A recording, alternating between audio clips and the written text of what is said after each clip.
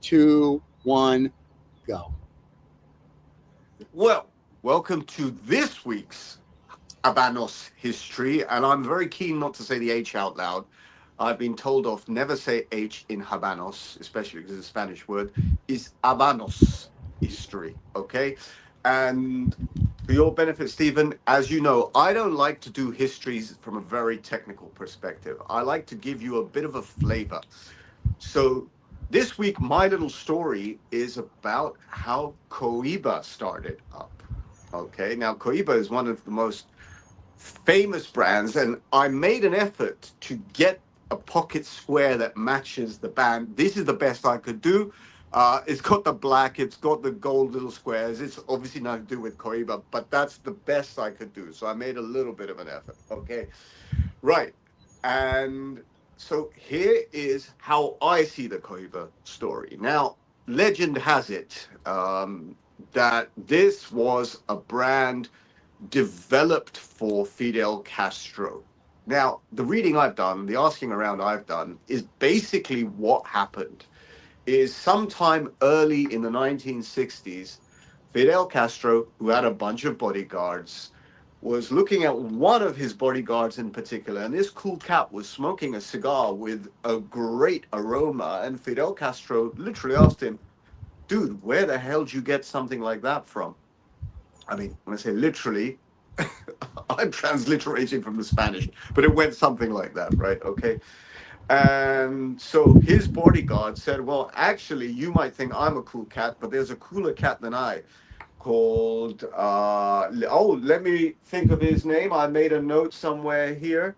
Rivera. There's a guy called Rivera who's an artisan, and he's got his own mixture of leaves and his growing process. So this guy was summoned by Fidel Castro, and Fidel said, "Look, you make a fabulous cigar. What is the recipe? We want to make it, etc., etc., etc. I'd like to make it for myself. I'd like to have it made for myself." And this guy, whether he was under pressure or not, he said, "Yeah, this is how I do it. This I'm sure he kept behind some secret ingredients, and that Right. could be a separate story, right? Yeah." But what happened is, in the course of this, for a certain amount of time, this guy just privately would make some cigars for Fidel Castro. And then Fidel Castro set up what was called what is still today running the Legito factory. Okay. And that factory privately from the late 60s. So basically, this brand formed in 1968. The Cohiba brand formed in 1968, but it was still a private brand. It was still for Castro and his sort of fellow senior staff to give these cigars out as presents, a bit like the Trinidad cigars we were talking about last week. Okay. So a lot of this artisan products, these artisan cigars, were basically the gifts that whenever they went around the world marketing their cause, championing their cause, these were the gifts that were given out. And uh, so I can get technical about where the leaves are grown. The leaves are grown in uh, a region called Vuelta Abajo, which literally means the low circuit track or the low drive round, something like this. It's sort of in the very western tip of Cuba. So it has a certain climatic um, benefit. So there is something about those leaves that make them slightly more aromatic, slightly more sophisticated. And I'm sure that when this was being done, sort of in the late 60s, I'm sure someone like Fidel Castro, who's got tobacco in his blood, would have said, right, this is something very special. I don't know if he would expect that this would become a premium product around the world. Anyway, so this went on for a number of years. So as I say, 1968, this is when the Cohiba brand began its sort of journey. And in 1982, during the World Cup in Spain, it was made available to the public, and it benefited from the marketing of that. And basically was three kind of sizes of cigar. There was the Panatella, there was a Lancer. It was a long, thin cigar, sort of a bit like the Fundadores, I guess. And there's one more. I can't remember what it is, but if you remember, someone type it out for me.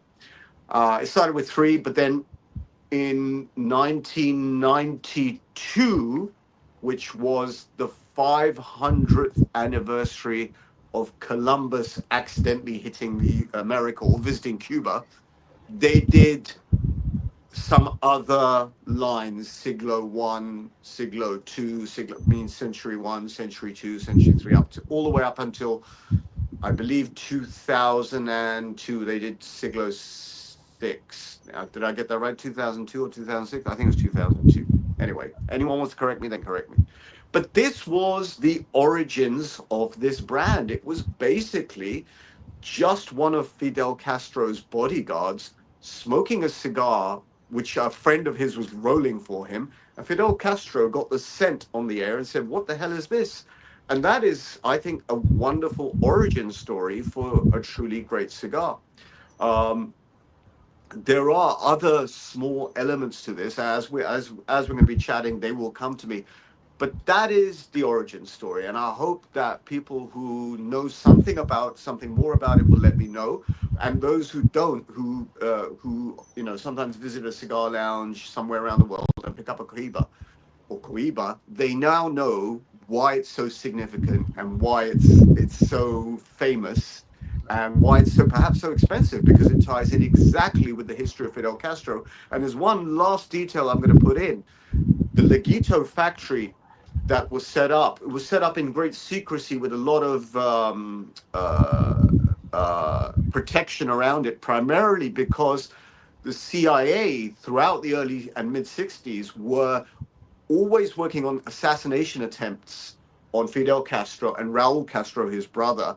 And there's this famous story of the exploding cigar, and this was why everything was done in great secret. So all this secrecy and mythos, there is some origin to it, and I hope I covered that very quickly for you.